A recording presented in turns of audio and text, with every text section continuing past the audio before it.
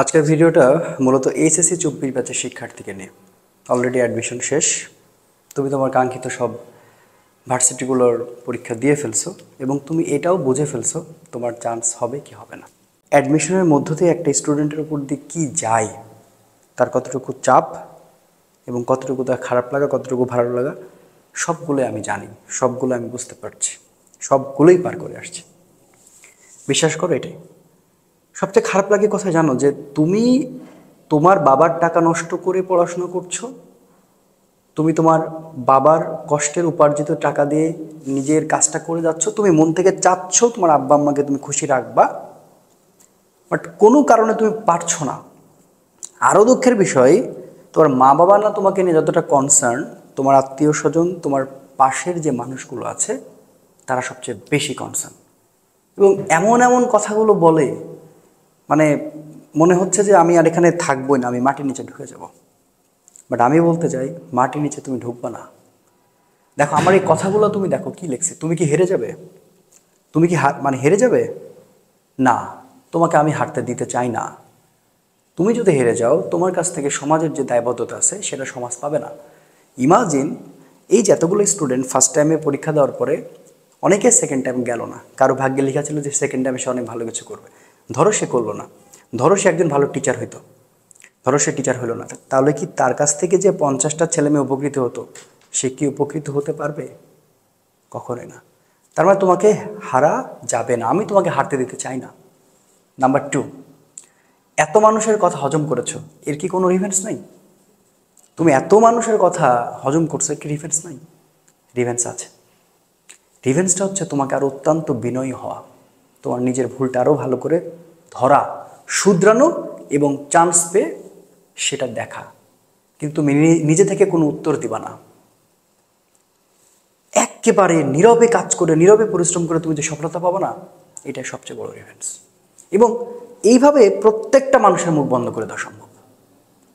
এবং আমি এটাই বলতে চাই, তোমরা অত্যন্ত আরও বিনয় হয়ে যাও, আরও বিনয় হয়ে যাও, নিজের ভুলগুলোকে আইডেন্টিফাই করো। নাম্বার 3 কি বলছি, কি ভুলের কারণে চান্স হইল না? তুমি কি আদৌ ধরতে পারছো কি ভুলের কারণে তোমার চান্সটা হলো না? এবং লাস্টে কিভাবে প্রিপারেশন নিলে সফল হওয়া যাবে। এবার আসলে আমি তোমাদের একটা ছোট্ট জরিপ বলি। দেখো, ঢাকা ইউনিভার্সিটিতে রিঅ্যাডমিশন নাই, ঠিক আছে, আমি মেনে নিলাম। আরও কয়েকটা ভালো ভালো ইউনিভার্সিটি রিঅ্যাডমিশন নাই, তার মানে তো এই না যে তুমি একেবারে রিঅ্যাডমিশন নাই বলে বন্ধ হয়ে যাচ্ছে ব্যাপারটা। দেখো, তোমার চান্স হবে না, তুমি অলরেডি এখন জানো। আমি সেই সমস্ত আমার ছোটো ভাই বোনদের বলছি, প্লিজ তোরা ভেঙে পড়িস না ভাই, তোরা একটু অ্যানালাইসিস করে দেখ, তোর অনেক কাছের বড় ভাই বোন আছে যারা সেকেন্ড টাইম অনেক ভালো জায়গায় গিয়েছে, তার মানে তুইও পারবি। একটা সময় যখন আমরা অ্যাডমিশন দিতাম, একটা ট্রেন্ড ছিল, ট্রেন্ডটা এরকম যে ফার্স্ট টাইমে চান্স হবে না, সেকেন্ড টাইমে দেওয়াই লাগবে।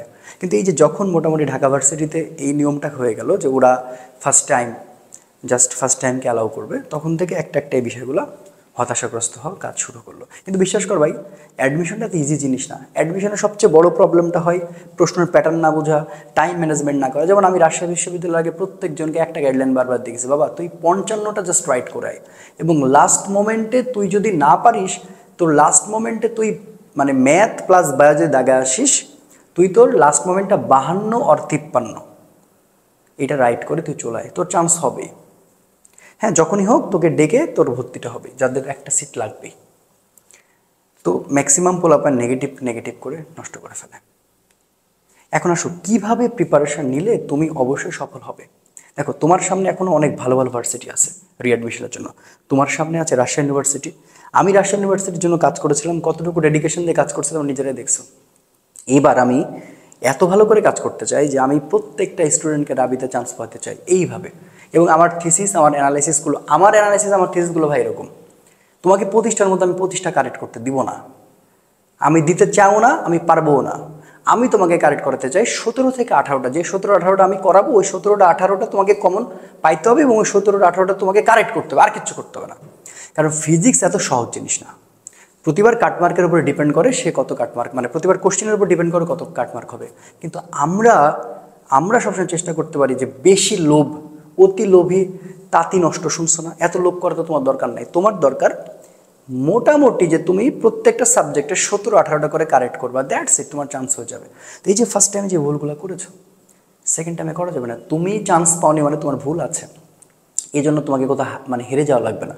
এখন তুমি যেটা করবা, তুমি জাস্ট ন্যাশনালে একটু ভর্তি হয়ে থাকতে পারো, হয়ে সেকেন্ড টাইমের জন্য প্রিপারেশন দাও এবং একেবারে মাজা বেঁধে তুমি নামো। দেখো ভাই, পরিশ্রম ছাড়া কোনো উপায় নেই ভাই। ডেডিকেশন লেভেল হওয়া লাগবে, ডেডিকেশন লেভেলের উপরে পরিশ্রম তোমার থেকে ভয় পেয়ে যাবে যে এই পোলা কী করতেছে। তোমার পরিশ্রম এমন হইতে হবে, পরিশ্রম তোমার থেকে ভয় পাবে। তুমি একটা পাবলিকে হবা, পাবলিকে পড়তে যাবা, তো তুমি দুজনের আইডল হবা, তোমাকে দুইটা মানুষ জিজ্ঞেস করবে, তো তোমাকে পরিশ্রম করতে হবে না? তোমার ভুল ছিল। ভুলটা হচ্ছে তোমার সবচেয়ে বড়, যে তোমার কনফিডেন্সের ঘাটতি ছিল, নাম্বার 1। নাম্বার 2, তোমার টাইম ম্যানেজমেন্টে ভুল ছিল। নাম্বার 3, তুমি হ্যান্ড ক্যালকুলেশনের কাছে ছিল। এই কয়টা কারণ দেখো, তুমি ফাইন্ড আউট করে দেখো, এই কয়টা কারণের কারণে তোমার হয় নাই, ভালো মতন হয় নাই। এখন আসো, এই প্রান্ত ফিজিক্স ইউটিউব চ্যানেলের পক্ষ থেকে তোমাদের জন্য আমি কি করব। আমি তোমাদের জন্য রাবি কনফার্ম ব্যাচ নিয়ে আসতেছি এবং রাবি কনফার্ম ব্যাচের চেষ্টা করব একেবারে এখানে প্রত্যেকটা স্টুডেন্টকে ধরে ধরে আমি শুধু ফিজিক্স পড়লে তো হবে না, আমাকে অন্যান্য সাবজেক্ট নিয়ে ভাবা লাগবে। হ্যাঁ, আমি আমার কাছের কিছু ভালো ভালো কিছু টিচারের সাথে মিটিং করেছি এবং মিটিং সেট করার পরে তাদের সাথে আমি এটা বলেছি যে আমি একটা ব্যাচ করতে চাই, যে ব্যাচে আমার যে স্টুডেন্টগুলো থাকবে প্রত্যেকজনকে চান্স পাইতে হবে। আমার পিডিএফ, এবং তোমরা দেখছো লাস্ট মোমেন্টে আমি হাজি দানিশ এবং গুচ্ছর জন্য যে পিডিএফটা দিছি, প্রত্যেকটা ইউনিভার্সিটিতে হাজি দানিশে তো মোটামুটি 85% আপ চান্স মানে কমন ছিল, আর গুচ্ছতে কালকে আমি প্রমাণ দিয়ে দিছি 17টা একবার হুবহু কমন ছিল মোটামুটি বলা যায়। তার মানে ভাই আমি পারবো, তোমাদেরকে যে বিষয়গুলো দাগাই দিব, যে বিষয়গুলো বোঝাবো ওই মধ্যে আসবে, জাস্ট তোমার একটু পরিশ্রম করা লাগবে। সো ফিজিক্সের জন্য তো আমি আছি, আমার সাথে আমার আরও যে টিচার প্যানেলগুলো থাকবে তোমার ট্রাই করবে, তোমার যেভাবেই হোক যেভাবেই হোক রাবিতে আমি তোমার সিট কনফার্ম করে দেখাবই, এইটা আমার চ্যালেঞ্জ। শুধু তোমাকে চ্যালেঞ্জ নিতে হবে, আমি যা পরিশ্রম করতে বলবো, যা টাস্ক দেবো সেটা খালি মানা লাগবে।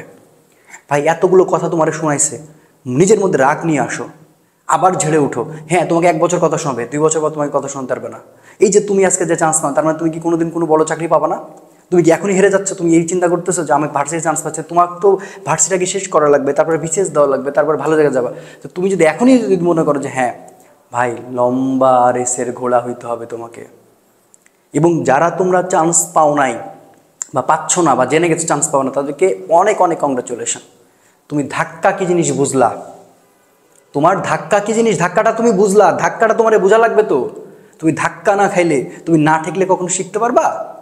কোনোদিনও শিখতে পারবে না। তোমার ধাক্কা খাওয়াটা অনেক জরুরি ছিল, তোমার জীবনের ধাক্কা খাওয়াটা জরুরি ছিল। দেখো যারা ফার্স্ট টাইমে উতরে চলে গেল একদম, ওরা কিন্তু ওই ধাক্কাটা বুঝলো না। দেখবে এমন সময় একটা ধাক্কা ওরা খেয়ে যাবে, আবার ওরা ওখান থেকে শিখবে, আবার উঠে দাঁড়াবে। ভাই এটা তো জীবন, সিম্পল নিয়ম ভাই। প্রত্যেকদিন তোমার তো ভালো দিন যাবে না। আমি এত কিছু বুঝি না। তোমাদের রিঅ্যাডমিশনে আমি এমনভাবে তৈরি করতে চাই, কৃষিগুচ্ছ রাজশাহী বিশ্ববিদ্যালয় থেকে শুরু করে যে কয়টা ভালো ভালো বিশ্ববিদ্যালয়ে তোমাদের সেকেন্ড টাইম আছে, তোমাকে এমনভাবে তৈরি করবো, এমনভাবে পিডিএফগুলো দেবে, এমনভাবে টপিকগুলো পড়ায় দিব ইনশাআল্লাহ। আল্লাহ যদি চাই, আল্লাহ যদি আমাদের সাথে সহায় থাকে, আল্লাহ সবসময় পরিশ্রমীদের সাথে থাকে, পরিশ্রমীদের সহায় থাকবে। আমি খুব দ্রুততার সাথে আমি এরকম একটা অ্যানাউন্সমেন্ট নিয়ে আসবো। এখন তোমরা যারা করবা, তোমরা যারা আমার এই চ্যানেলে আসো, যারা তোমরা আমাকে চেনো, যারা তোমরা সেকেন্ড টাইমের প্রিপারেশন নিতে চাও, মনে মনে ফিক্সড করে ফেলেছ, দেখো ডেসক্রিপশন বক্সে আমার একটা গ্রুপের লিঙ্ক দেওয়া আছে, সেই গ্রুপে জাস্ট জয়েন করে থাকো। আর না হলে আমার হোয়াটসঅ্যাপ যে নাম্বার দেওয়া আছে সেই নাম্বারে কন্ট্যাক্ট করে থাকো। আমি তোমাদের সময় মতো কবে শুরু করছি, কীভাবে শুরু করছি, কয়টা সাবজেক্ট পড়াচ্ছি, কীভাবে পড়াবো, জাস্ট কোর্স ফি কতটুকু, মানে খুবই নগণ্য কোর্স ফি রাখা হবে, খুবই নগণ্য। কারণ সেকেন্ড টাইমারের বেদনা আমি বুঝি ভাই, সেকেন্ড টাইমারের বেদনা আমি বুঝি, খুবই কম হবে এবং সাধ্যের মধ্যে হবে। আমি দায়িত্ব নিচ্ছি, কিন্তু তোদের কথা দিতে হবে, তোরা ঠিক মতন পড়বি। তোদের এই যে কষ্টটা তোদেরকে দেখাতেই হবে, তোদের আত্মীয়স্বজন তোদেরকে যত কথা শোনাইছে সেখান থেকে তোকে বের হতেই হবে। এই জন্য শুধু পরিশ্রম, শুধু তোর পরিশ্রমটুকু চাচ্ছে, তোর পরিশ্রমটুকু দে, বাকি ডেডিকেশন তুই দেখ, বাকি ডেডিকেশন দেখ। ডেডিকেশন কাকে বলে আমি প্রান্ত কথা দিচ্ছি, দেখাবো। চান্স হবে না কেন হবে না? কি প্রবলেম তোর? টাইম ম্যানেজমেন্টে ভুল, তোর হ্যান্ড ক্যালকুলেশনে ভুল, তোর কোথায় প্রবলেম হচ্ছে? তুই ফিজিক্সে কোথায় থিওরি বুঝতেছিস না? তোর কোথায় সূত্র সমীকরণ সমস্যা আছে? কয়টা টাইপে দরকার? কী টাইপ পড়লে হয়ে যাবে? কোন কোন টাইপ থেকে রাবি কোশ্চেন করে? এভরিথিং আমি কথা দিচ্ছি, একটা ফুল প্রিপারেশন আমি তোকে দিব ভাইয়া। তো ছোটো ভাই বোনের আমার, তোরা একদম ভেঙে পড়িস না। সেকেন্ড টাইমে জীবনে অনেক সফলতা আসে, মানুষ একবার ভুল করে আরেকবার শিখে, তোদেরও তাই করতে হবে। তোদের চান্স পেতে হবে, তোদের যাদের সুদৃঢ় ইচ্ছা, ইয়েস আমি পাবলিকে হতে চাই, আমি তাদের পাশে আছি। ভালো থাকিস। দেখা হবে, কথা হবে এবং তোদেরকে নিয়ে এই জার্নিটা আরেকবার আরও সুন্দর করতে চাই। আসসালামু আলাইকুম রহমতুল্লাহ।